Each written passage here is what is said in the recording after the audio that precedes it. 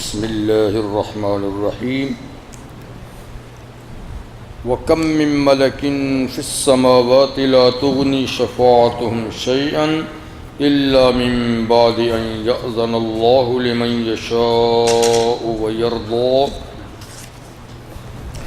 إِنَّ الَّذِينَ لَا يُؤْمِنُونَ بِالْآخِرَةِ لَيُسَمُّونَ الْمَلَائِكَةَ تَسْمِيَةَ الْأُنثَىٰ وَمَا لَهُم بِهِ مِنْ عِلْمٍ إِن يَتَّبِعُونَ إِلَّا الظَّنَّ وَإِنَّ الظَّنَّ لَا يُغْنِي مِنَ الْحَقِّ شَيْئًا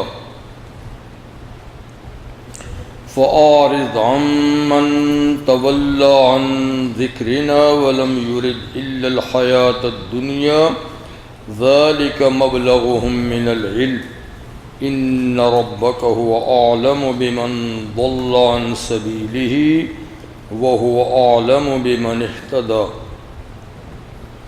وَلِلَّهِ مَا فِي السَّمَاوَاتِ وَمَا فِي الْأَرْضِ لِيَجْزِيَ الَّذِينَ أَسَاءُوا بِمَا عَمِلُوا وَيَجْزِيَ الَّذِينَ أَحْسَنُوا بِالْحُسْنَىٰ الَّذِينَ يَجْتَنِبُونَ كَبَائِرَ الْإِثْمِ وَالْفَوَاحِشَ إِلَّا اللَّمَمَ إِنَّ رَبَّكَ وَاسِعُ الْمَغْفِرَةِ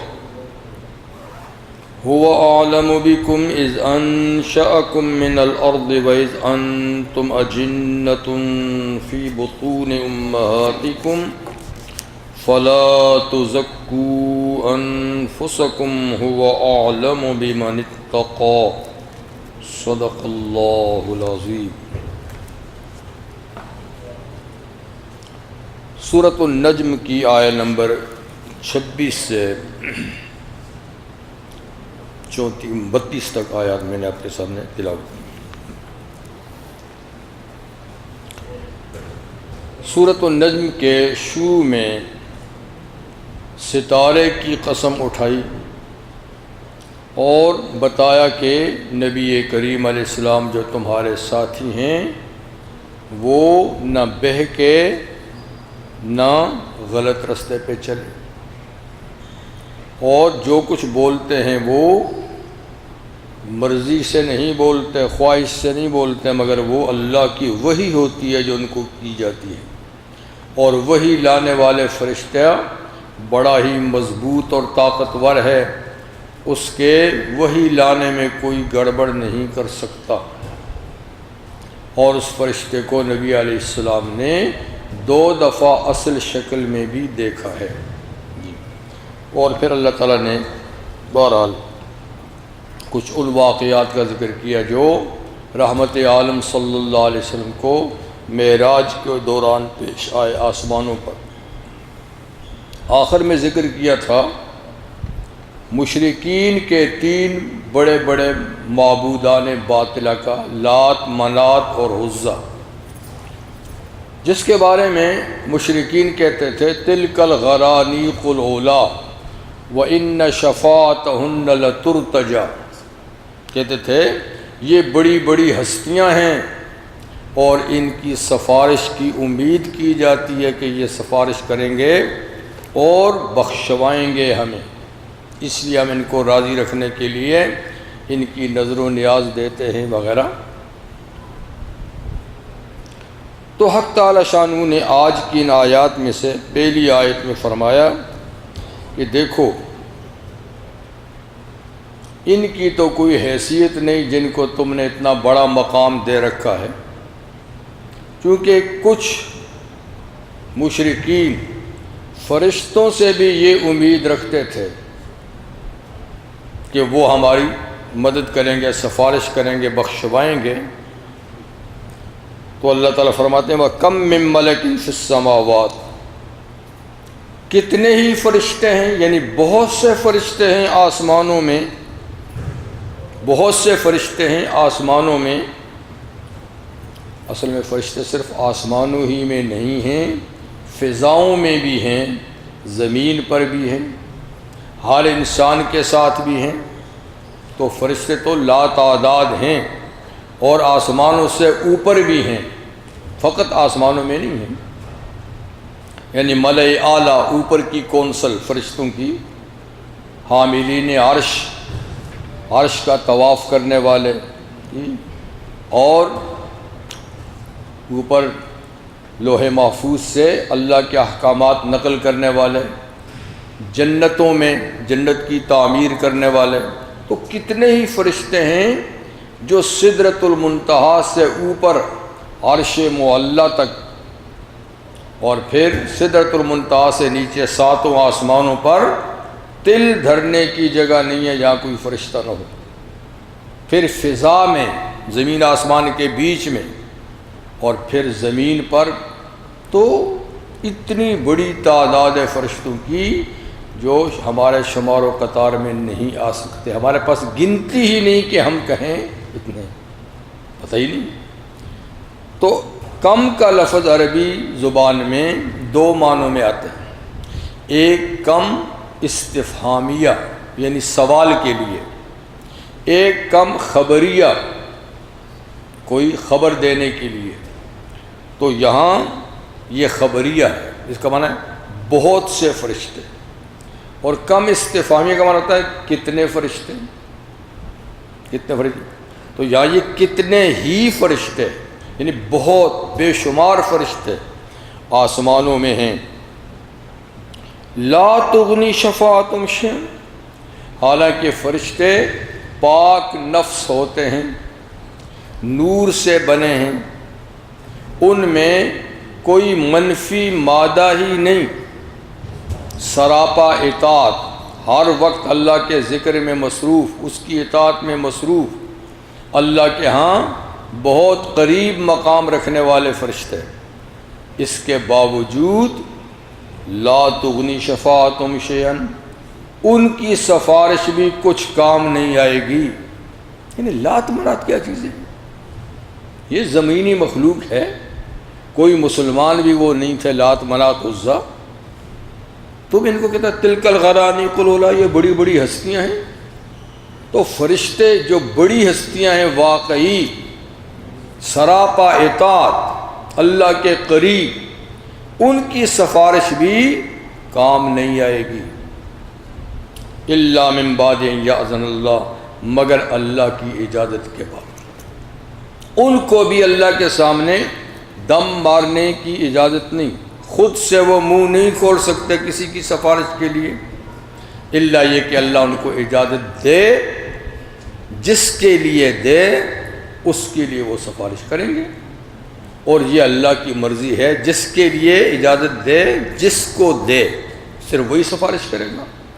تو سفارش تو برحق ہے، انبیاء کی بھی، صلحاء کی بھی، شہداء کی بھی، علماء کی بھی، حفاظ کی بھی، حجاج کی بھی، لیکن اللہ کی اجازت کے بغیر نہیں ہو سکتا۔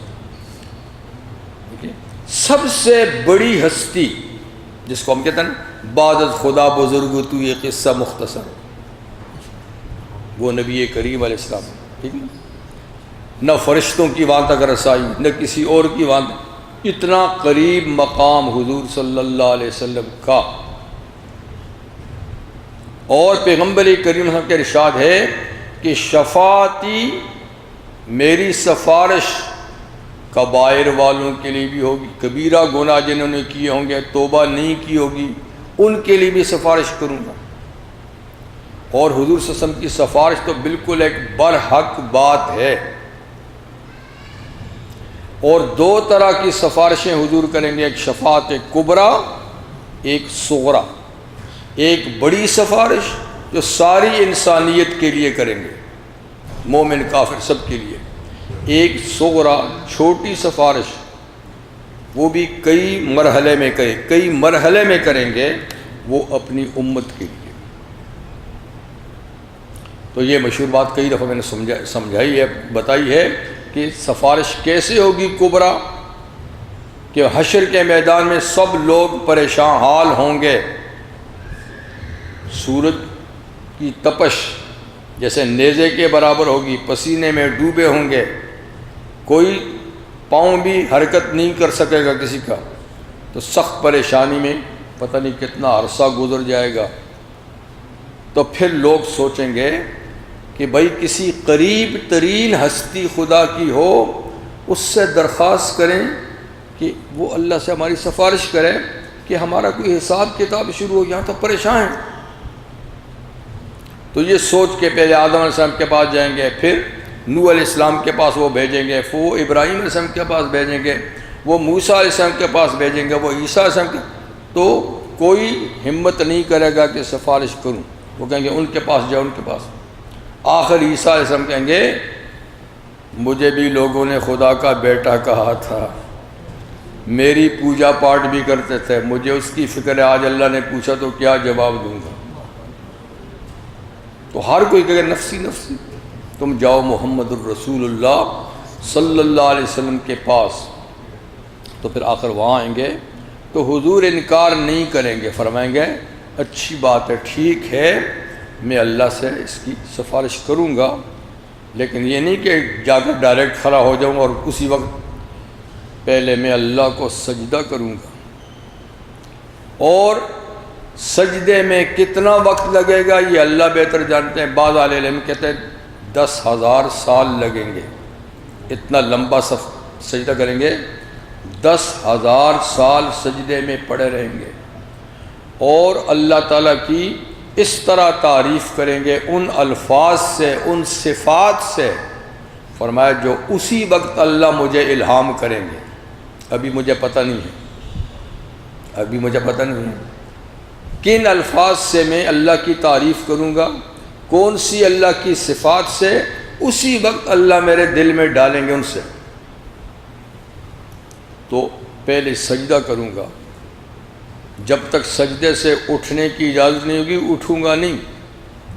پھر اتنا عرصہ سجدے کے بعد اللہ تعالیٰ خود فرمائے گا یا محمد ارفع راسک, سر اٹھائیں. سل توتا, مانگیے جو مانگیں گے وہ دوں گا.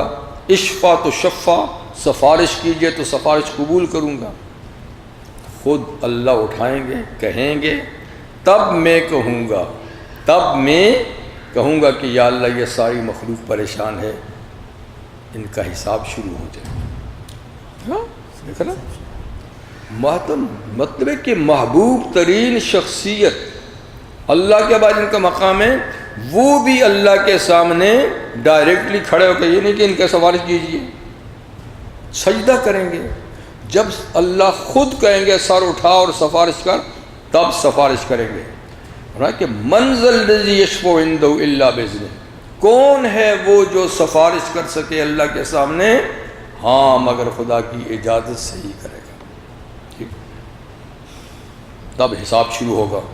پھر کئی دفعہ حضور اور سفارش کریں گے اہل کبائر کے لیے, یا اللہ انہوں نے بڑے بڑے گناہ کیے ہیں, فلاں فلاں نے توبہ نہیں کر سکے اپنی مہربانی سے, تو کئی لوگ معاف ہو جائیں گے. کئی جہنم میں جا چکے ہوں گے آپ کی امتی گناہوں کی وجہ سے, تو سفارش سے ان کو نکال دیا جائے گا. تو کئی ہوں گی. اور پھر جنت میں درجات بڑھانے کی بھی ایک سفارش ہوگی کہ فلاں فلاں تو جنت میں آ گئے ہیں, ان کا لنک ذرا اونچا کر دیجیے. لیکن یہ ساری سفارشیں الا باذن, اللہ کی اجازت سے. اور اللہ اجازت بھی کس کی سفارش کے لیے دیں گے, من رضی له قولا, جس کی بات پہ خدا راضی ہے اس کے لیے اجازت دے گا. اور راضی کس کی بات پہ ہوگا, مومن کی بات پہ. تو کسی کافر کے لیے اللہ اجازت دیں گے ہی نہیں سفارش کی, چاہے وہ کتنا قریبی کیوں نہ ہو. اسی کی اجازت دیں گے کہ جو جس کی بات پہ خدا راضی رہا. اور خدا راضی کس کی بات پہ ہوگا, مومن کی بات پہ. تو فرمایا تم نے کیا یہ ٹھاکر بنا رکھے ہیں, ان سے امیدیں رکھتے ہو کہ یہ سفارش کریں گے. کتنی فرشتے آسمانوں اور زمین میں کی جن کی سفارش اللہ کی اجازت کے بغیر کارآمد نہیں ہوگی. لمن یشاء و یرضی, اللہ بھی جس کے لیے چاہیں گے اجازت دیں گے کہ ان کی سفارش کیجئے, اور اللہ اس کی سفارش پہ راضی ہوں گے تو تب اجازت دیں. یہ بھی نہیں ہوگا کہ آپ اپنی مرضی سے جس کو چاہو اٹھا کر لے جاؤ, نہیں, ان کی سفارش کیجئے, انہی کی سفارش ہوگی. ان الذین لا یؤمنون بالآخرہ, اور وہ لوگ جو آخرت کو مانتے ہی نہیں، آخرت پر ایمان ہی نہیں، وہ کہتے دنیا ہی دنیا ہے جی، ان ہی الا حیاتنا الدنیا، کچھ نہیں مگر ہماری یہ دنیا ہی کی زندگی ہے، نموت و نحیا، یہیں ہم مرتے جیتے ہیں، یہیں سارا کام ختم ہو جاتا ہے، یہیں پیدا ہوتے ہیں کیڑوں مکوڑوں کی طرح، یہیں مر کے ختم ہو جاتے ہیں، یہی زندگی ہے اور نہیں، اور ہم کو دوبارہ موت کے بعد اٹھایا نہیں جائے گا، ٹھیک ہے۔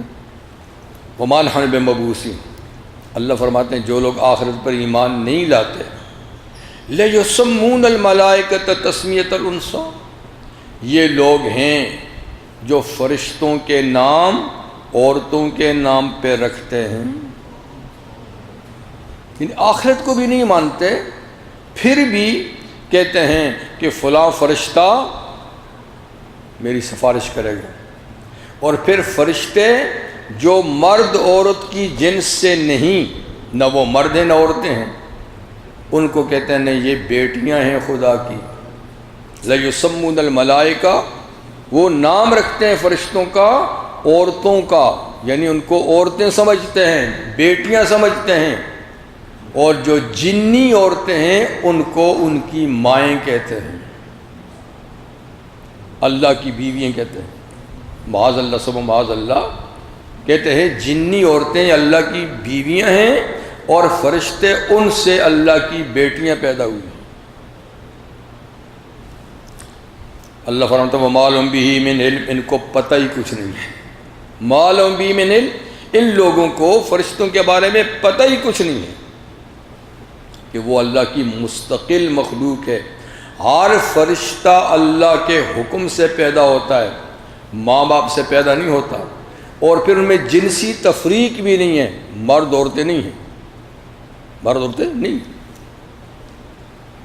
ان یتبعون الا الظن، نہیں پیروی کرتے یہ مشرک مگر محض اپنے خیالات کی، ان کے پاس کوئی دلیل نہیں ہے کہ فرشتے کیا ہیں، یہ صرف کس کی پر خیال، اپنے خیال سے وہ ان کو اللہ کی بیٹیاں کہتے ہیں، کوئی ان کے پاس دلیل نہیں، کسی آسمانی کتاب میں لکھا ہوا نہیں، کسی اللہ کے نبی نے یہ بات نہیں کہی، اگر یہ کہتے ہیں وَإِنَّ الظَّنَّ لَا يُغْنِي مِنَ الْحَقِّ شَيْئًا، اور بے شک گمان، خیال، یہ حق بات کے مقابلے میں کچھ بھی فائدہ نہیں دیتا۔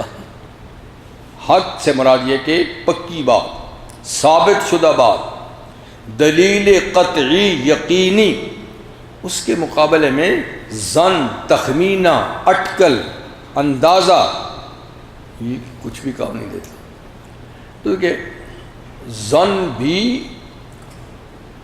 مطلب کہ بالکل نہیں ہے کہ ظن ہے ہی نہیں، دنیا میں بے شمار کام صرف ظن پہ ہوتے ہیں، اور شریعت کے کئی احکامات ظن سے ہی ثابت ہیں، ہر بات پہ دلیل قطعی کہاں سے لائیں گے؟ لیکن کچھ چیزیں ایسی ہیں جس کے لیے دلیل قطعی اور یقینی کا ہونا ضروری ہے، دلیل قطعی اور یقینی جس میں کوئی شک نہیں، ایک تو وہ قرآن حکیم ہے، لا ریب فیہ، کوئی شک نہیں، جو چیز قرآن سے ثابت ہے 100% یقینی بات ہے۔ اور دوسری دلیل قطعی ہے حدیث متواتر،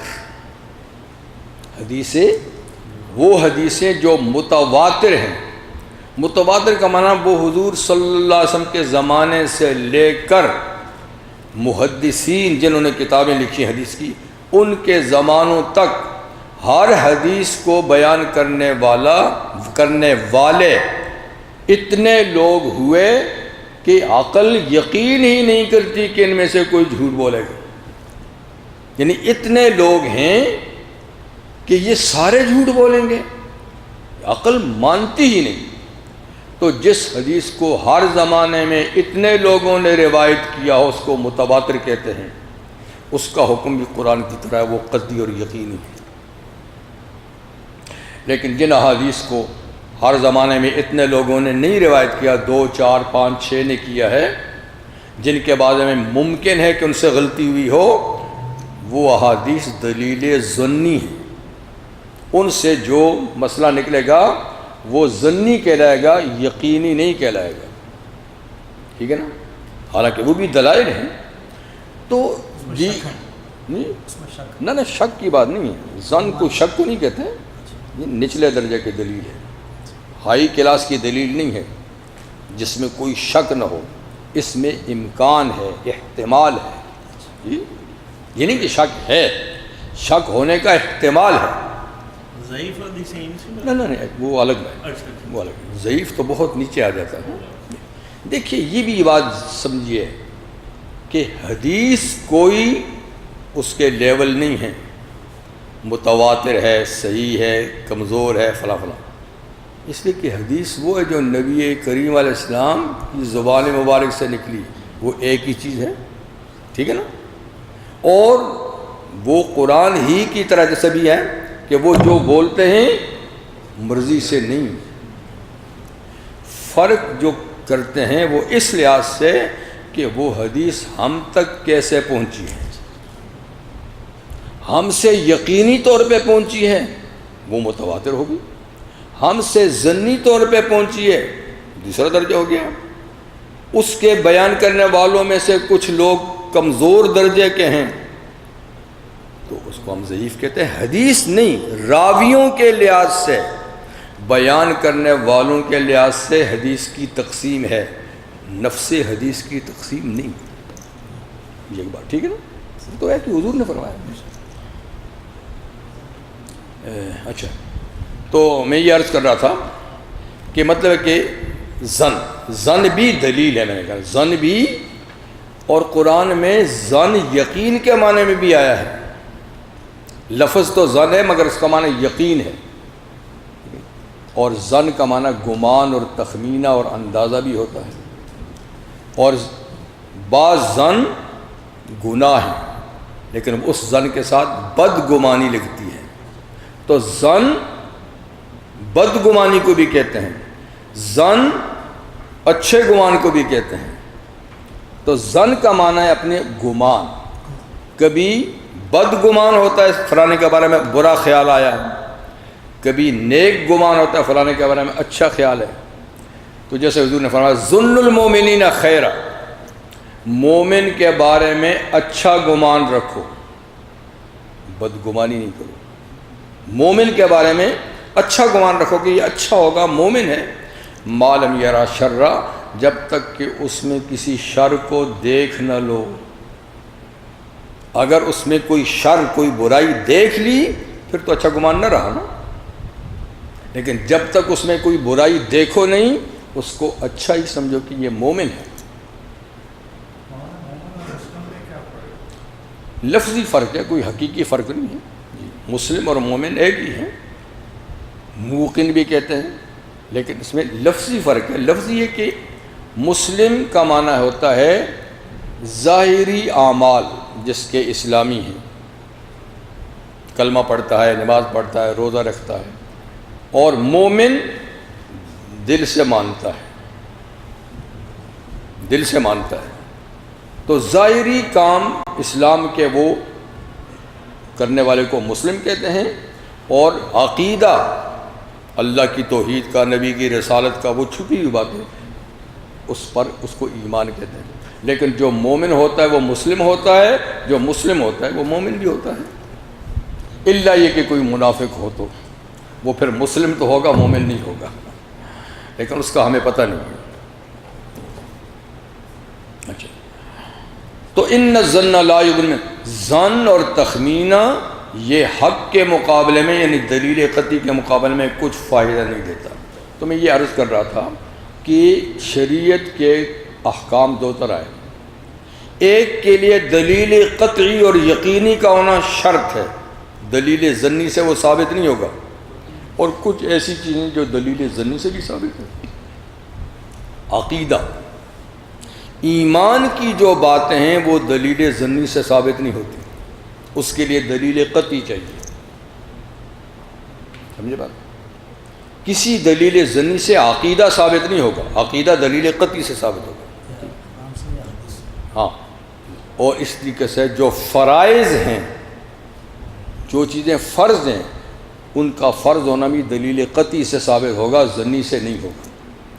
باقی نیکی کے کام دلیل ظنی سے بھی ثابت ہوتا ہے، ٹھیک ہے۔ فَأَعْرِضْ عَمَّنْ تَوَلَّىٰ عَنْ ذِكْرِنَا، سوئے محمد صلی اللہ علیہ وسلم آپ منہ پھیر لیں، یعنی زیادہ نہ الجھیں، زیادہ نہ ان کے پیچھے لگے رہیں۔ تولا عن ذکرنا، جو ہماری یاد سے منہ پھیر لے، آپ اس کے پیچھے زیادہ نہ پڑیں،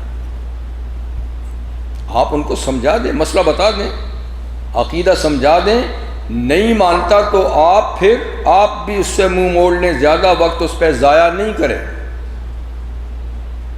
لیکن بات پہنچانی تو لازمی ہے، ہر ایک کو مانتا ہے یا نہیں مانتا، لیکن زیادہ وقت یعنی ان پہ نہ خرچ کریں جو نہیں مانتے، ان پہ خرچ کریں جو مانتے ہیں۔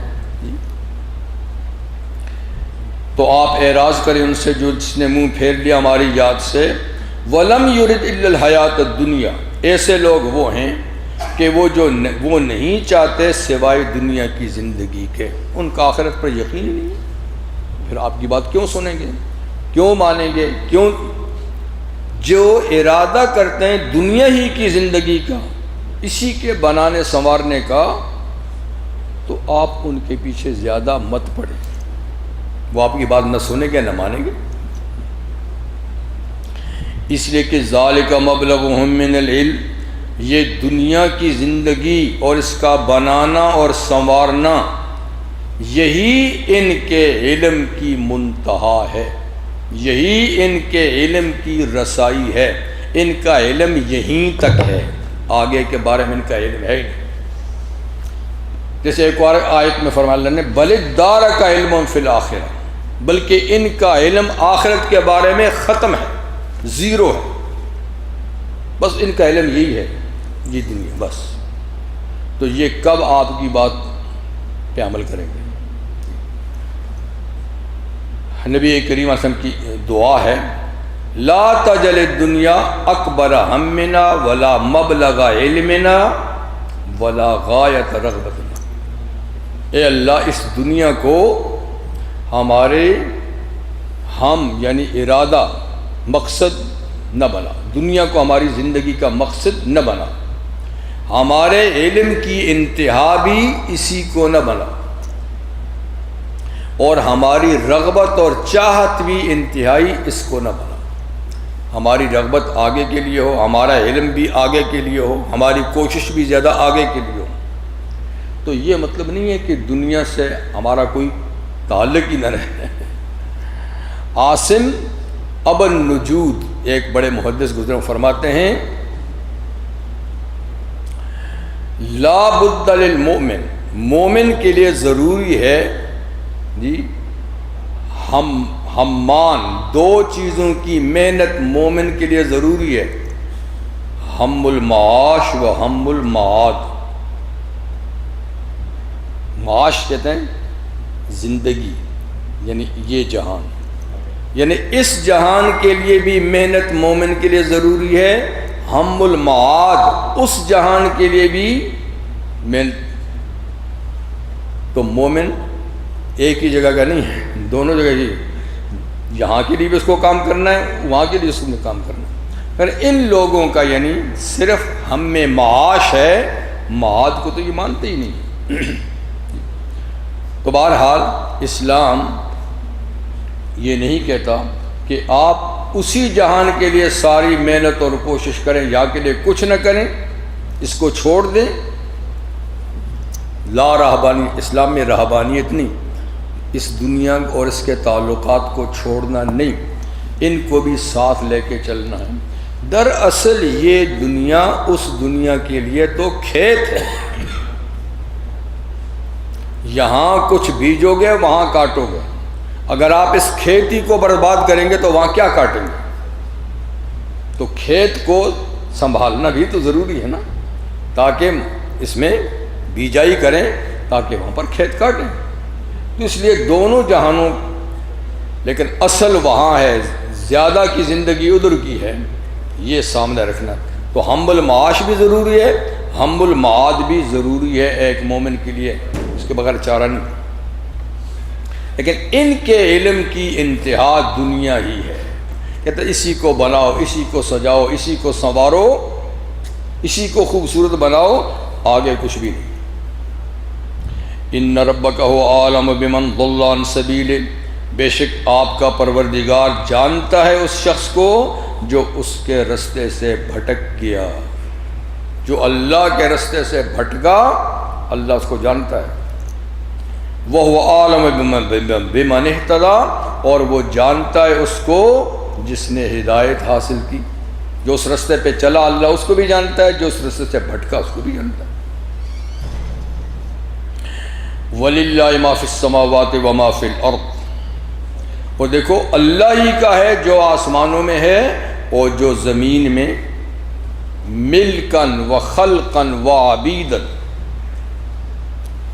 ملکیت کے لحاظ سے بھی زمین و آسمان کی ہر چیز کا مالک کون ہے؟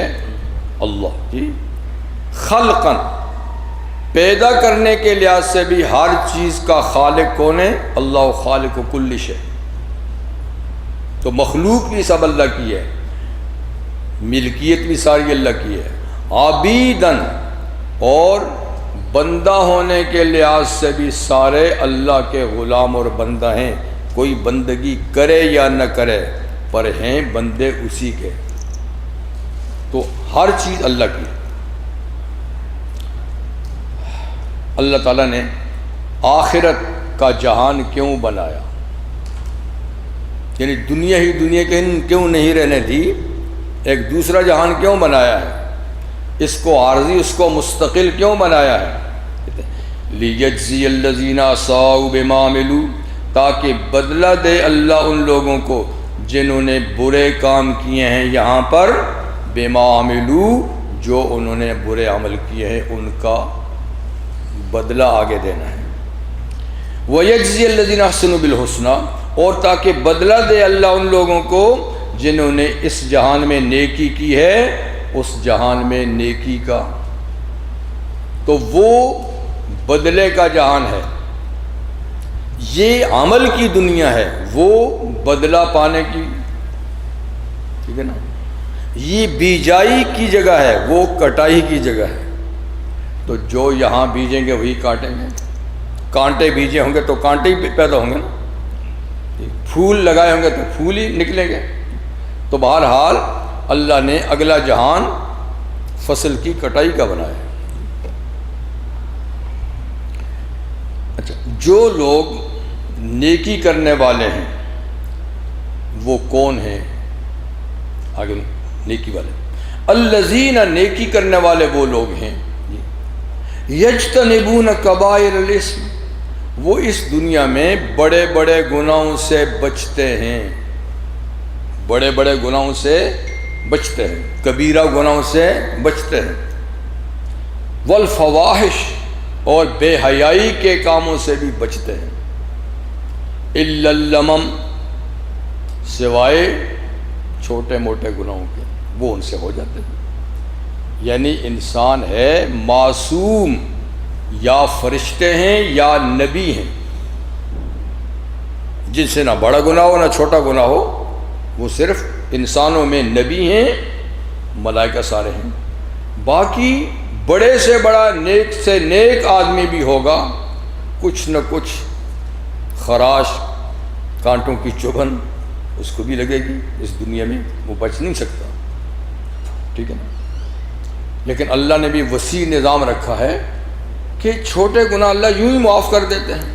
الا اللمم, جسے سورہ نساء کی آیت میں ہے, ان تجتنبوا کبائر ما تنہون عنہ, اگر تم بچتے رہو گے بڑے بڑے ان گناہوں سے جن سے تم کو روکا گیا ہے, نکفر عنکم سیئاتکم, تو ہم از خود تمہارے چھوٹے گناہ معاف کر دیں گے.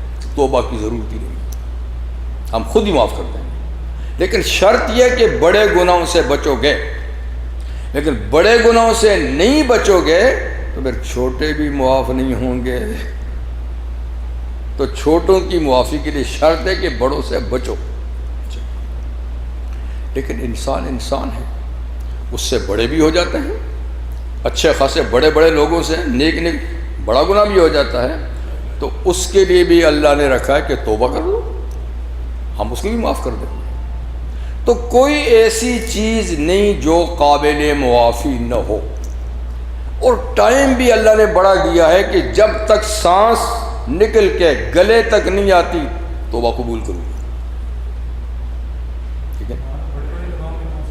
اوہو یہ تو لمبی فہرست میں مستقل، میں یعنی تھوڑا سا آپ کو بتاتا ہوں، ایک تھوڑی سی تعریف، ورنہ تو بہت لمبی فہرست ہے اس کی.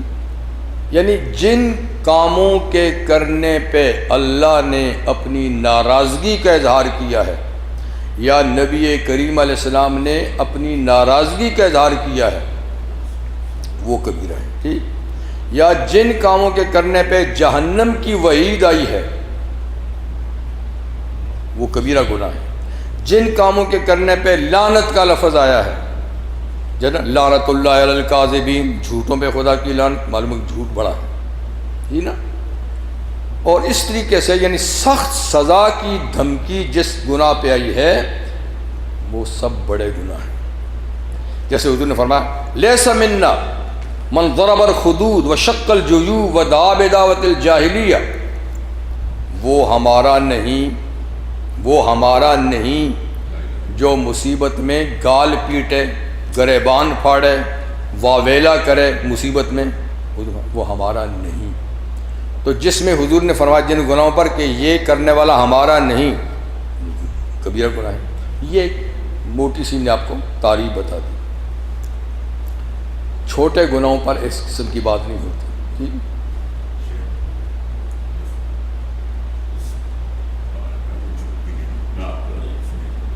جی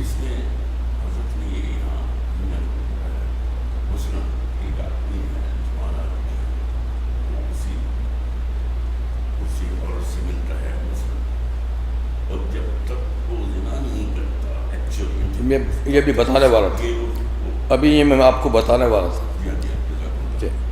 یہ ابو ہریرہ رضی اللہ عنہ کی حدیث ہے، ٹھیک ہے نا، جس کا وہ حوالہ دے رہے ہیں. یہ بھی ایک سمجھنے کی بات ہے، یعنی اس میں بھی گنتی نہیں ہے گناہوں کی، سمجھنے کی بات ہے کہ گناہ تو وہی ہے کبیرہ جس سے منع کیا گیا ہے باقاعدہ قرآن حدیث میں، جس کے لیے وہ سخت الفاظ استعمال کیے گئے ہیں. تو صغیرہ کیا ہیں، چھوٹے پھر کیا ہیں؟ تو اس کے بارے میں وہ حدیث ہے کہ جیسے کہ حضور صلی اللہ علیہ وسلم نے فرمایا کہ ہر چیز اللہ کے ہاں تو لکھی ہوئی ہے، گناہ بھی لکھے ہوئے ہیں کہ فلاں فلاں آدمی فلاں فلاں گناہ کرے گا، اس کے بغیر تو چارہ نہیں. تقدیر میں تو ہر چیز لکھی ہوئی ہے. اب یہ بھی لکھا ہوا کہ فلاں آدمی زنا کرے گا، ٹھیک ہے نا، تقدیر میں لکھا کرے گا. پھر یہ تو ہے بھی کبیرہ ہے کیونکہ اس پر تو بڑی سخت وعیدیں ہیں، لیکن کرے گا بس کیونکہ تقدیر میں لکھا ہے کرے گا. پھر ایک آدمی نے اس کا ارادہ کیا، جیسے کہ لکھا ہے کہ کرے گا، اب ارادہ کیا تو ارادہ بھی زنا ہے. ٹھیک ہے. پھر یہ کہ اس کے لیے اسباب اس نے اختیار کیے، فرض کریں چلا، یہ چلنا بھی زنا ہے. پھر جس سے تعلق قائم کرنا تھا اس کو چھوا، ہاتھوں کا گناہ ہوا. اس کو دیکھا، آنکھوں کا گناہ ہوا. اس سے اس قسم کی باتیں سنی، کانوں کا گناہ ہوا. پھر آخری بات وہ عمل کرنا ہے. اگر وہ عمل کر لیا اس نے، سب کا زنا لکھ دیا گیا. آنکھیں بھی زناکار تھیں، کان بھی تھے، ہاتھ بھی تھے، پاؤں بھی تھے، دل بھی تھا. لیکن فرض کریں یہ سارا کام ہو گیا، آخری مرحلے پہ جب اس کا وقت آیا تو کوئی خدا کا خوف پیدا ہو گیا، یا کوئی چیز ایسی آئی کہ وہ کام نہیں کیا، اس نے واپس ہو گیا، تو اب یہ سارے صغیرہ گناہ ہیں، معاف ہو گئے. آنکھوں کا بھی معاف ہو گیا، کانوں کا بھی معاف ہو گیا، پاؤں کا بھی. اس لیے کہ یہ خود گناہ نہیں تھے، گناہ کا ذریعہ تھے. اگر اصل گناہ ہوتا تو یہ سارا ہی گناہ ہوتا. اصل نہیں ہو سکا تو یہ اسی طرح آپ کہنا چوری گناہ ہے. تو ایک آدمی رات کو اٹھا، اٹھنا بھی گناہ، چلنا بھی گناہ، جی وہاں تک پہنچا، دیوار تک پہنچا، دروازے تک پہنچا، یہ بھی گناہ. کسی وجہ سے پھر وہ چوری نہیں کر سکا تو یہ چوری کے یہ سارے گناہ معاف ہو جائیں گے، صغیرہ ہے ٹھیک.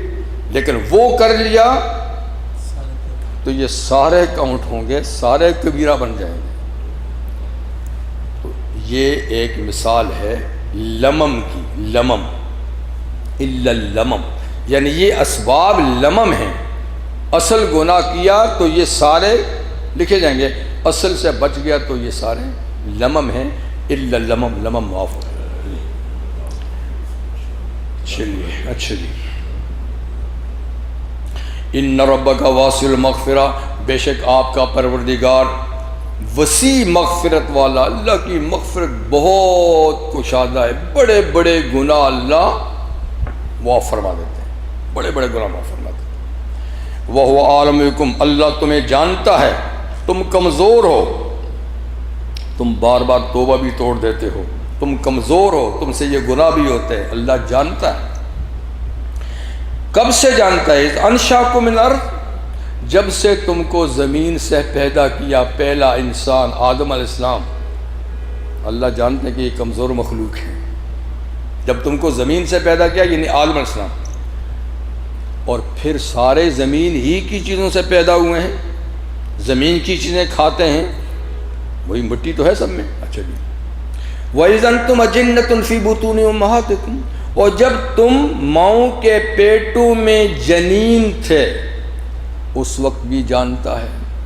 جب تم مٹی کے ذرے تھے اس وقت بھی جانتا ہے. جب وہ ذرہ قطرہ بن کے ماں کے پیٹ میں گیا، بچے بنے، پیٹ کے اندر کے بچے کو جنین کہتے ہیں، اجنہ اس کی جمع ہے، اس وقت بھی اللہ جانتا ہے. لہٰذا تمہاری کمزوریاں سب خدا کو معلوم ہیں. جی خلق الانسان ضعیفا، انسان بڑا کمزور بنایا گیا ہے، بھٹک جاتا ہے بڑی جلدی. تو لہذا فلا تزکوا انفسکم، اپنے آپ کو پاک مت بتاؤ، ڈھینگے نہ مارو.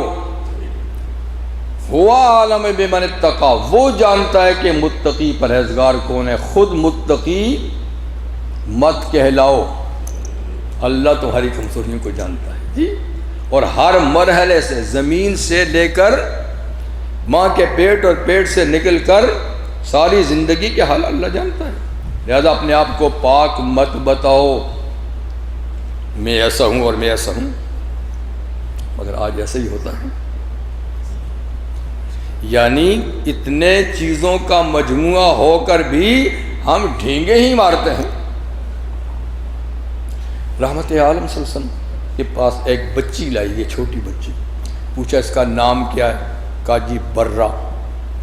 برہ کا معنی ہوتا ہے بہت نیکوکار، بہت نیکیاں والی. حضور نے فرمایا اس کا نام بدل دو، زینب رکھ دو، اس لیے کہ برہ نام میں خود ستائی ہے. وہ جی بڑی نیکوکار. اچھا جی ایسے نام یا بدل دیتے تھے جس نام سے خود ستائی یا غرور تکبر پیدا ہو سکتا تھا، نام ہی چینج کر لیتے تھے انسان. تو اللہ تعالیٰ یعنی اپنے آپ کو پاک مت بتاؤ. اب تو ہم کہتے ہیں ہم جیسا کوئی نہیں ہے ساری دنیا میں. آپ سنیں، ہم ہی ہیں، دوسرے تو سارے کے سارے. تو وہی بات ہے کہ اپنی آنکھ کا شہتیر نظر نہیں آتا، دوسرے کے آنکھ میں تنکا بھی بڑا ہے. ہمارے لیڈر ہوں، ہمارے جو بھی یعنی دینی لیڈر کہیں، الا ماشاء اللہ، الا ماشاء اللہ، استثناء ضرور کرنی چاہیے کہ خدا کے بندے ہیں ایسے. لیکن عمومی طور پہ ہم دیکھتے ہیں تو ہر آدمی ادھر کا ہے یا ادھر کا ہے، وہ کہتا مجھ جیسا کوئی نہیں. فلا تزکوا انفسکم. حضور صلی اللہ علیہ وسلم نے فرمایا جو کسی کے منہ پہ تعریف کرے اس کے منہ میں مٹی بھر دو. یہ تمہاری گردن توڑتا ہے جیسے کہ، یعنی تم میں تکبر پیدا کرتا ہے۔ اور آج کل تو ایسا ہی ہوتا ہے، جو ذرا سا آگے بڑھتا ہے ہم اس کو سپاس نامے پیش کرتے ہیں، اس کی ایسی تعریفیں اس میں لکھی ہوتی ہیں جو زمین آسمان کے قلابے، آپ تو ایسے ہیں، آپ کے یہ کارنامے، وہ بھی جھومتا ہے، واہ واہ واہ واہ، وہ بھی جھومتا ہے۔ تو تعریف کرنے والے بھی میں نے کہا زمین آسمان کے قلابے ملاتا ہے، اور سننے والے بیٹھ کے سنتا اور سر دھنتا ہے کہ واہ واہ میں کتنا بڑا ہوں۔ تو یہ سخت بری بات ہو نا کہ کسی نے کسی حضور کے سامنے کسی کی تعریف تو نے تو اس کی گردن توڑ دی، یعنی کسی کی تعریف کرنی تو اتنا کہو یہ اچھا آدمی ہے جتنا میں جانتا ہوں، باقی اللہ ہی جانتا ہے، یعنی جتنا میں جانتا ہوں مجھے اس کی برائی کا پتہ نہیں ہے، اچھا آدمی ہے لیکن باقی حقیقت حال اللہ جانتا ہے، کیا پتہ آپ کتنا جانتے ہیں اندر سے کیا بات ہو۔ تو ہر ایک کی تعریف بھی ایک حد تک کرنی چاہیے، اور وہ بھی یہ نہ سمجھے کہ بس جس نے تعریف کر لی تو میں ایسا ہی ہوں، خود بھی ذرا گردن جھکا کے دیکھ بھی کتنا ہے، لیکن یہ توفیق نہیں۔ افرأیت الذی تولی، کیا آپ نے اس شخص کو دیکھا جس نے حق بات قبول کرنے سے منہ پھیر لیا، نہیں مانی۔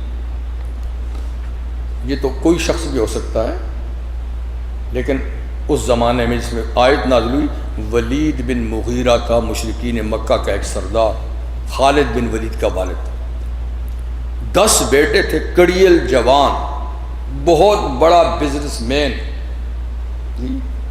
اور 10 کے 10 بیٹے ہر وقت باپ کی آنکھوں کے سامنے ہوتے تھے، یہ نہیں کہ تو فلاں جگہ کام کر، کام کی ضرورت نہیں، اتنی دولت ہے کہ بیٹوں کو کہیں بھیجنے کی ضرورت نہیں، باپ کی آنکھوں۔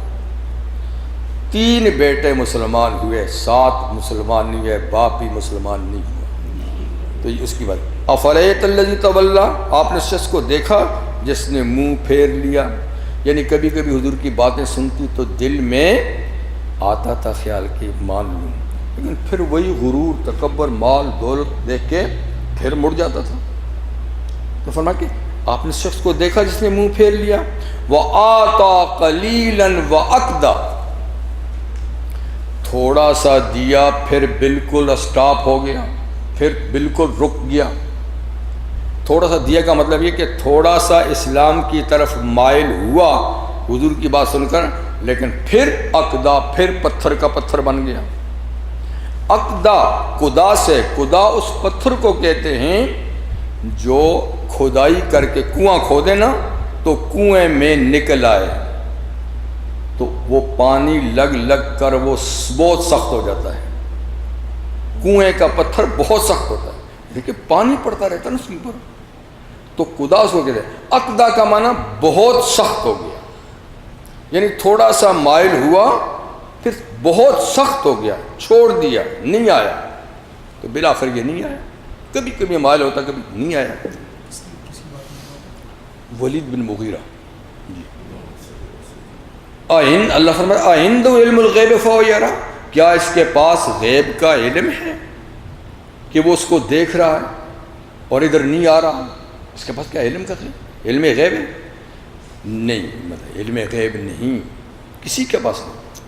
ام لم ینبأ بما فی صحف موسیٰ، کیا اس کو خبر نہیں دی گئی اس کی جو موسیٰ علیہ السلام کے صحیفوں میں ہے، وَإِبْرَاهِيمَ الَّذِي وَفَّى، اور ابراہیم علیہ السلام کے صحیفوں میں وہ ابراہیم جس نے ساری باتیں پوری کر دیں، جو ساری باتیں اللہ نے ان پر پیش کی سب انہوں نے پوری کر دی، تو ان کے صحیفوں، ان کے صحیفوں میں یعنی جو تعلیمات ہیں، کیا اس کو اس کی خبر نہیں کہ نجات کس چیز میں ہے، آخرت میں کیا ہوگا؟ تو ابراہیم علیہ السلام کے تو صحیفے تھے، ٹھیک ہے، پر کیا موسیٰ علیہ السلام کے پاس؟ ان کے پاس تو تورات کتاب تھی جو عظیم الشان پہلی کتاب تھی۔ تو بعض اہل علم کہتے ہیں کہ ان کے صحیفوں سے مراد بھی کتاب ہے، کیونکہ صحیفہ چھوٹی بک کو کہتے ہیں، تو بڑی کتاب کے اجزاء ہوتے ہیں، جیسے قرآن بڑی کتاب ہے تو اس کے 30 جز ہیں، تو اس لحاظ سے تورات کے بھی جز ہیں، ہر جز ایک صحیفہ ہے، لیکن بات کہتے ہیں کہ نہیں، تورات کے علاوہ بھی کچھ صحیفے ان کو ملے گا جی۔ تو اس کا ذکر جیسے یہاں بھی ہے اور جیسے کہ سورہ اعلیٰ میں بھی ہوگا، صحف ابراہیم و موسیٰ، تو ہو سکتا ہے کہ اللہ تعالیٰ نے کوئی صحیفے بھی دیے یا توراتی کے اجزاء مراد ہوں۔ اللہ تزر وازرۃ وزر اخری، وہ کیا بات ہے، کیا اس کو یعنی خبر نہیں دی گئی اس کی جو موسیٰ اور ابراہیم علیہ السلام کے صحیفوں میں ہے، وہ کیا بات ہے؟ وہ بات یہ ہے، ان کے صحیفوں میں وہ بات یہ ہے، اللہ تزر وازرۃ وزر اخری، کہ کوئی کسی کا بوجھ نہیں اٹھائے گا۔ یہ اللہ کا قانون صحف ابراہیم میں بھی ہے، صحف موسیٰ میں بھی ہے، قرآن میں بھی ہے کہ کوئی کسی کا بوجھ نہیں اٹھائے گا۔ تو کیا یعنی اس شخص کو اس قانون کا پتہ نہیں ہے؟ اس لیے کہ بعض مشرکین لوگوں سے کہتے تھے تم کیوں اس دین میں آئے ہو؟ کیا محمد تمہیں ڈراتا ہے؟ جن چیزوں سے ڈر گئے ہو تم، ڈرو نہیں۔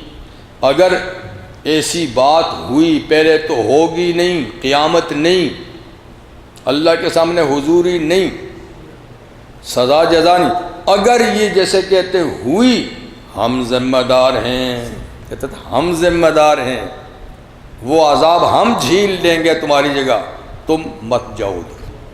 ایسا ہی ہوا ابو طالب کے ساتھ، جی ان کے ساتھ یہی ہوا، سردار آ کے اور سبھی آپس میں کہتے تھے نا، سبھی کہتے تھے نا کہ بھائی ڈر کے مت جاؤ ادھر، اگر ایسی بات پہلے تو ہوگی نہیں، ہوئی ہم ذمہ دار ہیں، وہ گناہ ہم لے لیں گے۔ اللہ تعالیٰ فرماتا ہے تم لوگ ہیں، میرا قانون یہ ہے کہ کوئی کسی کا بوجھ نہیں اٹھائے گا، ولو کان ذا قربا، اگرچہ اس کا قریبی رشتہ دار کیوں نہ ہو۔ لا یجزی والد عن ولدی، باپ بیٹے کا بدلہ نہیں چکائے گا، بیٹا باپ کا نہیں۔ ہر شخص کل نفس بما کسبت رہینہ، اپنے اپنے عمل میں بند ہوگا۔ تو یعنی یہ ورغلاتے ہیں، ان کو قانون معلوم نہیں، ہر شریعت ہر کتاب میں یہ قانون ہے، اللہ تزر وازرۃ وزر اخری۔ اور دوسری یہ بات ان صحیفوں میں الیس للانسان الا ما سعی، کہ انسان کے لیے نہیں ہوگا مگر وہی جو اس نے خود محنت کی ہوگی، اچھا یا برا کام جو کیا ہوگا اس کا بدلہ پائے گا۔ یہ نہیں کہ محنت کوئی کرے گا بدلہ کوئی پائے گا، نہیں، الیس للانسان الا ما سعی۔ لیکن اس کا ایصال ثواب سے تعلق نہیں ہے، آپ کو بتاؤں اس آیت کا، کہ کوئی دوسرا کسی کو نیک آدمی کو کوئی ثواب ہبہ کرے، وہ ایک الگ مسئلہ ہے۔ یہاں تو یہ ہے کہ کسی کے پاس کچھ نہیں، ایمان ہی نہیں ہے، تو دوسرے آدمی کا ایمان اس کے لیے کافی نہیں ہوگا۔ اپنی سعی، اپنی محنت، جس نے فرض چھوڑا ہوگا، یہ نہیں کہ میں اپنا فرض آپ کو دے دوں گا، میں اپنا ایمان دے دوں گا۔ البتہ نیک اعمال صالحہ، اگر اگلا شخص بھی مومن ہے تو اعمال صالحہ کا فائدہ اس کو ہوگا، پر فرائض، ایمان، یہ چیزیں ہر آدمی کو خود ہی کرنی ہیں۔ ایصال ثواب کا مسئلہ اس سے پہلے بھی پچھلی صورت میں گزر چکا ہے کہ والذین آمنوا واتبعتہم ذریتہم بایمان، وہ لوگ جو ایمان لائے، ان کے پیچھے ان کی اولاد بھی ایمان لائی، تو الحقنا بہم ذریتہم، ہم جنت میں ان کی اولاد کو ان کے ساتھ ملا دیں گے۔ ان کے نیک عمل کی وجہ سے ان کو یہ فائدہ ہوگا، ان کا لنک بڑھا کے ان کے قریب، اگر وہ چاہیں گے، ضرورت چاہیں گے تو دیکھیے یہ دوسرے کے عمل سے اس کو فائدہ ہوا۔ اس طرح استغفار کا فائدہ ہوتا ہے جی، اور صالح اعمال جو بھی نیک عمل ہیں جی، اس کا فائدہ ہوتا ہے۔ جیسے نبی کریم صلی اللہ علیہ وسلم کے پاس حضرت سعد بن معاذ تشریف لائے، کہنے لگے کہ حضور میری والدہ کا انتقال ہو گیا ہے، میں نہیں تھا، تو اچانک انتقال ہو گیا، اگر ہوتا تو شاید وہ وصیت کرتی اپنے لیے، پر میں نہیں تھا، ہو گیا۔ تو کیا میں کوئی نیک کام کروں جس سے ان کو فائدہ پہنچے؟ آپ نے فرمایا ہاں، تیری ماں مومنہ تھی تو تیرے نیک عمل کا. تو انہوں نے کہا کہ حضور پھر کون سا ہونا چاہیے؟ کیا میں ان کے لیے کوئی پانی کا کنواں کھود کر وقف کر دوں؟ آپ نے فرمایا کنواں تو بہت اچھا ہے. تو انہوں نے کنواں کھود کر کہہ دیتا کہ ہاد ام سعد، یعنی اس کا ثواب اللہ ام سعد کو دے. تو اس طریقے سے نیک اعمال کا ثواب دوسروں کو بھی پہنچتا ہے، بشرطے کہ اگلا بھی مومن ہو. لیکن جہاں تک ایمان کی بات ہے، فرائض کی بات ہے، تو کسی کا فرض دوسرے کے لیے کافی نہیں ہوگا، کسی کا ایمان دوسرے کے لیے کافی نہیں ہوگا. الیس للانسان الا ما سعی وان سعیہ سوف یری، اور بے شک ہر آدمی اپنی محنت اور کاوش عن قریب دکھا دی جائے گی اس کو قیامت کے دن. ایک ایک ذرہ اس کے عمل کا اس کو دکھا دیا جائے گا. من یعمل مثقال ذرہ خیرا یرہ شرا یرہ ثم یجزا الجزاء الاوفی. پھر یہ نہیں کہ صرف ہر آدمی کے عمل کو اس کو دکھا دیا جائے گا، پھر بدلہ دیا جائے گا، پورا پورا بدلہ دیا جائے گا، پورا پورا بدلہ ہر عمل کا. وَأَنَّ إِلَىٰ رَبِّكَ الْمُنْتَهَىٰ، اور بے شک تیرے رب کی طرف ہے انتہا معاملے کا ختم ہونا. یعنی بات دنیا کی موت کے ساتھ ختم نہیں ہوگی، اللہ کی عدالت میں جا کر بات معاملہ ختم ہوگا، اللہ تک جانا پڑے گا. اللہ کی یہ قدرت. وَأَنَّهُ هُوَ أَضْحَكَ وَأَبْكَىٰ، یعنی سب کچھ اللہ کرتے ہیں تو بے شک وہ اللہ ہی ہنساتا بھی ہے، رلاتا بھی ہے. یہ جو ہنسی رونا ہوتا ہے یہ بھی اس کی طرف سے، جس کو چاہتا ہے ہنساتا ہے، جس کو چاہتا ہے رلاتا ہے. تو ہنساتا اور رلاتے بھی کون ہے؟ اللہ. اگرچہ اس کے اسباب مگر اسباب کس نے پیدا کیے ہیں؟ ہنسنے کے بھی اللہ نے پیدا کیے ہیں، رونے کے بھی اللہ نے پیدا کیے ہیں. جی ضحک، ایک ہے قہقہ، ایک ہے ضحک، ایک ہے تبسم. تو قہقہ زور سے ہنسنا، جس کی ادھر ادھر سب سنے. نماز میں کسی نے قہقہ لگایا، نماز بھی ٹوٹی، وضو بھی ٹوٹا. ٹھیک ہے نا.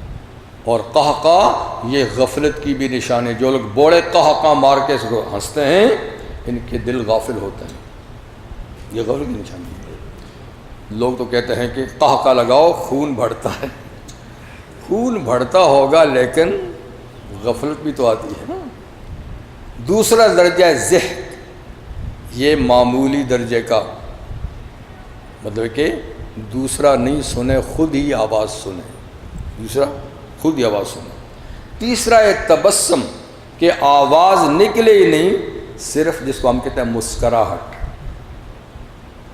تو رحمت عالم صلی اللہ علیہ وسلم نے کبھی زندگی میں قہقہ نہیں لگایا، زیادہ سے زیادہ ضحک، ورنہ اکثر تبسم فرماتے تھے. تبسم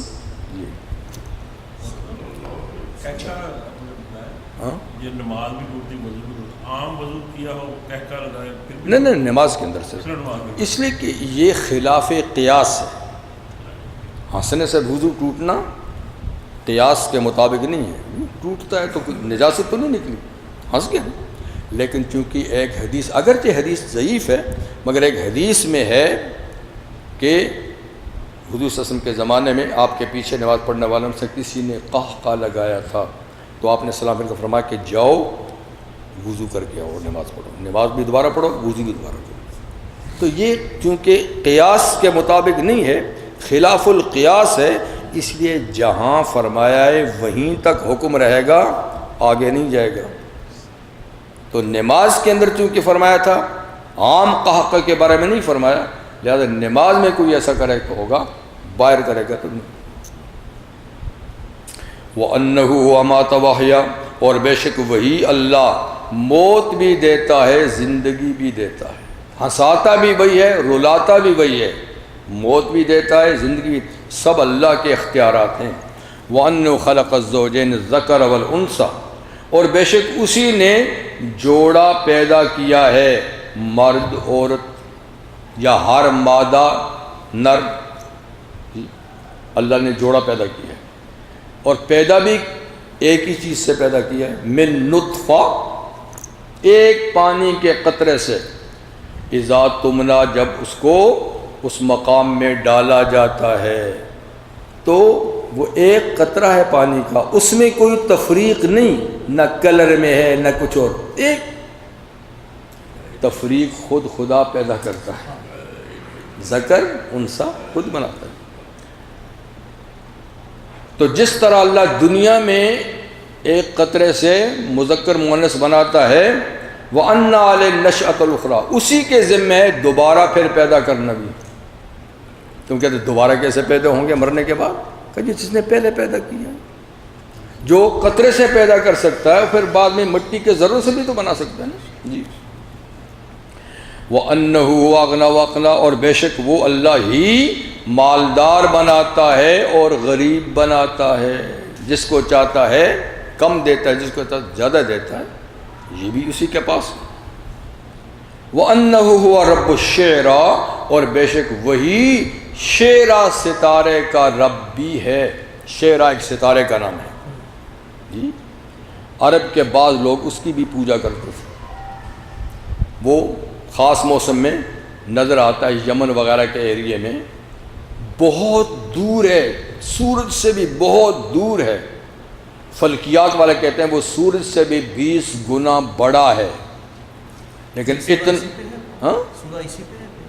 کیسے سورہ اسی پہ وہ شعرا میں نہ شعرا، یہ تو شعرا، شین عین را، اس ستارے کا نام ہے۔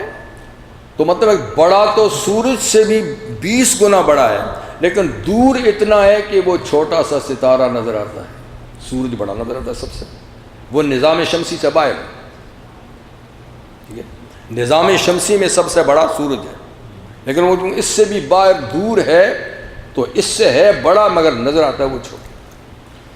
تو اللہ فرماتے ہیں کہ تم اس کی پوجا کرتے ہو، اللہ ہی کی وہ مخلوق ہے شعرا، اللہ ہی اس کا رب ہے، اللہ ہی اس کو طلوع کرتا ہے غروب کرتا ہے، تم اس کو پوجتے ہو۔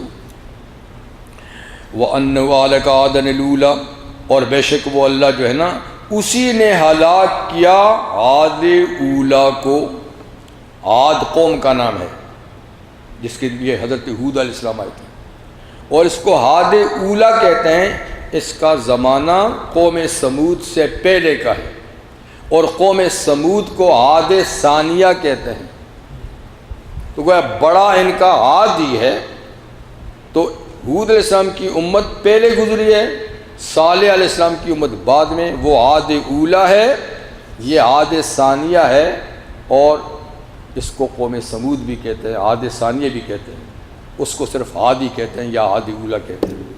اسی نے ہلاک کیا عاد اولا کو، وَثَمُودَ فَمَا أَبْقَى، اور قوم سمود کو بھی نہیں چھوڑا، فما ابقا، اس کو بھی نہیں چھوڑا، اپنے وقت میں وہ بھی ہلاک ہوئے۔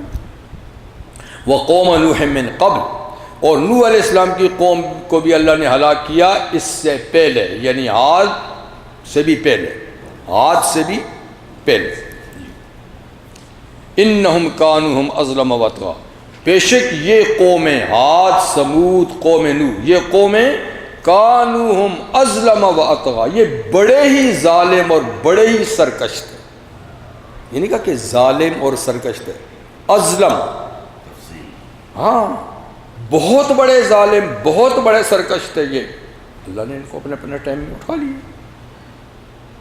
والمؤتفکۃ اہوا، اور الٹی بستیوں والوں کو بھی خدا نے، الٹی بستیوں سے قوم لوط علیہ السلام ان کو بھی، فغشاہا ما غشا، پس ڈھانپ لیا ان کو عذاب نے جو ڈھانپ لیا، یعنی اس طرح عذاب آیا اور اس طرح ان کو اپنی لپیٹ میں لے لیا کہ کیا کہیں، کوئی دیکھتا اس منظر کو تو دیکھتا کہ کیسے ڈھانپ لیا، یعنی اس کی عذاب کی بڑائی کو ذکر کیا۔ فَبِأَيِّ آلَاءِ رَبِّكَ تَتَمَارَىٰ، سو کون کون سی اپنے رب کی نعمتوں کا تم شک کرو گے کہ خدا کی ہیں یا نہیں، سب اللہ کی طرف سے، کون کون سی اللہ کی نعمتوں پہ؟ اعلیٰ کا معنی نعمتیں چاہیے. ھذا نذیر من النذر اللہ، یہ سے مراد ہے محمد صلی اللہ علیہ وسلم. یہ نبی محمد صلی اللہ علیہ وسلم نذیر، یہ بھی ڈرانے والا ہے، من النذر الاولیٰ، پہلے ڈرانے والوں میں سے. یعنی پہلے جتنے انبیاء آئے انہوں نے قوموں کو ڈرایا، انہی کی کڑی، ہاں انہی کی کڑی میں یہ بھی ہیں، اسی سلسلے کے یہ بھی ہیں، یہ بھی ڈرانے والے ہیں، پہلے نبیوں کے ڈرانے والوں میں سے یہ بھی ہیں. ازفت الازفہ، قریب آ گئی، قریب آنے والی قیامت. قریب آزفہ بھی قیامت قریب آنے والی، یعنی محمد صلی اللہ علیہ وسلم خاتم الرسل ہیں، آخری پیغمبر ہیں. اب اس کے بعد کوئی پیغمبر نہیں آئے گا، اب اس کے بعد قیامت ہی آئے گی، اور امت نہیں آئے گی، بس یہ آخری امت ہے، یہ آخری نبی ہیں، یہ آخری کتاب ہے. اب اس کے بعد ازفت الازفہ، بس سمجھو قریب آ گئی، قریب آنے والی، اب قیامت ہی کا انتظار کرو. جی لیس لہا من دون اللہ کاشفہ، اب تم کہو گے کب آئے گی؟ سو نہیں ہے اللہ کے سوا کوئی بھی اس کے حال کو کھولنے والا، کھول کے بتائے کہ کب آئے گی. تاریخ اللہ ہی جانتا ہے اور کسی کو پتہ نہیں ہے. لیس لہا، نہیں ہے قیامت کے بارے میں کوئی بھی اس کو کھول کر بتانے والا کہ کب آئے گی. افمن ھذا الحدیث تعجبون، کیا تم اس بات پہ تعجب کرتے ہو؟ اس بات سے قرآن، یعنی قرآن حکیم جو کچھ کہہ رہا تم اس پہ تعجب کرتے ہو. وتضحکون، اور تم ہنستے ہو. ولا تبکون، روتے نہیں ہو. یہ رونے کا مقام ہے، اور قیامت ایک بڑے صدمے سے تمہیں آگاہ کر رہا ہے، آ رہا ہے. تم ہنستے ہو، اس کو مزاق سمجھتے ہو، روتے نہیں ہو. نبی کریم صلی اللہ علیہ وسلم کا ارشاد ہے، اگر تم وہ جانو جو میں جانتا ہوں تو تم رو زیادہ ہنسو کم، لیکن تم اتنا نہیں جانتے جتنا میں جانتا ہوں، اس لیے تم ہنستے زیادہ ہو، روتے کم ہو. اگر تم جان لو تو تم زیادہ رو، ہنسو کم. تو مطلب ہے کہ یہ تو رونے کا مقام ہے، قیامت آ رہی ہے، حساب کتاب ہوگا، جزا سزا ہوگی، تم ہنستے ہو. وَأَنْتُمْ سَامِدُونَ، اور تم غفلت میں پڑے ہوئے ہو، کھیل تماشے میں لگے ہوئے ہو. جی ٹیمیں جا رہی ہیں، ٹیمیں آ رہی ہیں، او کیا ہو رہا، ساری دنیا میں کھیل تماشا لگا ہوا ہے. چھوڑو اس سب کو، فَاسْجُدُوا لِلَّهِ وَاعْبُدُوا، سجدہ کرو خدا کو اور اس کی عبادت کرو، کھیل تماشوں کو رہنے دو. یہ پہلی صورت ہے جس میں سجدے کی آیت نازل ہوئی ہے، باقی سجدے کی سب صورتیں بعد میں، یہ پہلی صورت اس میں. اور جب یہ نازل ہوئی، یہ جب پڑھی گئی تو اس وقت مجمع میں مسلمان اور کافر سارے تھے. پڑھی تو اس میں چونکہ اللہ کا حکم ہے، فَاسْجُدُوا، سجدہ کرو، یہ حکم ہے، اور حکم وجوب کے لیے ہوتا ہے. حضور صلی اللہ علیہ وسلم فوراً سجدے میں گئے. آپ کو تو حکم تھا، حکم مانا، صحابہ نے آپ کی اطاعت میں سجدہ کیا. کیا نبی کر رہا تو ہمیں بھی کریں؟ جی. اور کافر بھی نہ رہ سکے، سب وہ بھی سجدے میں چلے گئے. شاہ ولی اللہ فرماتے ہیں اس وقت اللہ کی ایسی قہری تجلی تھی کہ بے اختیار کافر بھی سجدے میں گئے. اختیار سے نہیں گئے، بے اختیار. ایک کافر امیہ بن خلف، بڈھا آدمی تھا، اس نے سجدہ نہیں کیا، لیکن اس نے مٹھی میں اٹھا کے یہاں لگا دی کہ میرے لیے اتنا ہی کافی ہے. باقی سب کافروں نے سجدہ کیا، قہری تجلی. تو آپ بھی سجدہ کر لیں گے، کوئی سجدے کی آیت ہے؟ جی بالکل کر سکتے ہیں،